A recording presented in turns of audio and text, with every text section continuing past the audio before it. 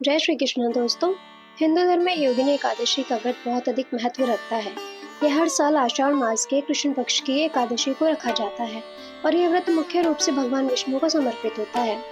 पद्म पुराण के अनुसार योगिनी एकादशी का व्रत श्रद्धा और विधि विधान से करने से व्यक्ति के जाने अनजाने में किए गए सभी पाप नष्ट हो जाते हैं। यह पीपल का पेड़ काटने जैसे बड़े पापों को भी नष्ट करने वाला माना जाता है। जो भक्त योगिनी एकादशी का व्रत सच्ची निष्ठा से करते हैं उन्हें मृत्यु के बाद मोक्ष की प्राप्ति होती है। वे जन्म और मृत्यु के चक्र से मुक्त होकर भगवान विष्णु के परम धाम वैकुंठ धाम में स्थान प्राप्त करते हैं। धार्मिक ग्रंथों में कहा गया है कि योगिनी एकादशी का व्रत रखने से व्यक्ति को 88,000 ब्राह्मणों को भोजन कराने के बराबर पुण्य फल मिलता है। यह इस व्रत के असाधारण महत्व को दर्शाता है। यह व्रत विशेष रूप से शारीरिक बीमारी और कष्टों से मुक्ति दिलाने वाला माना जाता है।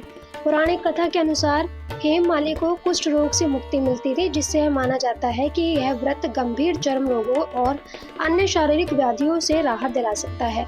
यह शरीर, मन और आत्मा की भी शुद्धि करता है।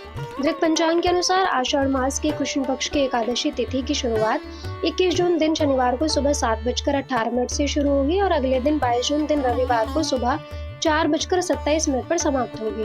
उदय तिथि के अनुसार योगिनी एकादशी का व्रत 21 जून शनिवार को रखा जाएगा।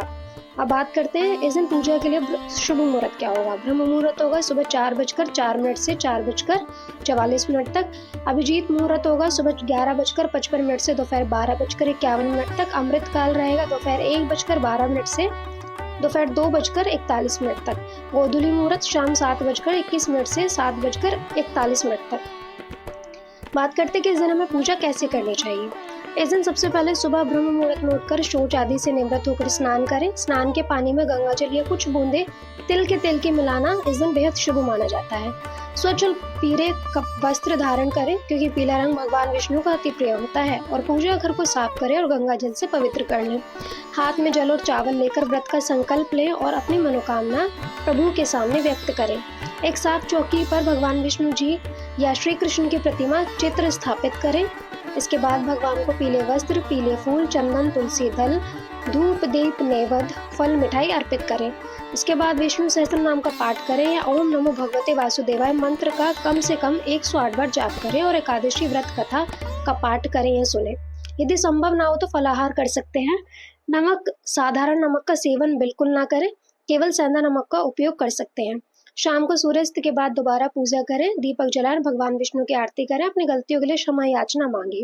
रात में जागरण कर भगवान का भजन कीर्तन करना इस दिन बेहद शुभ फलदायी माना जाता है।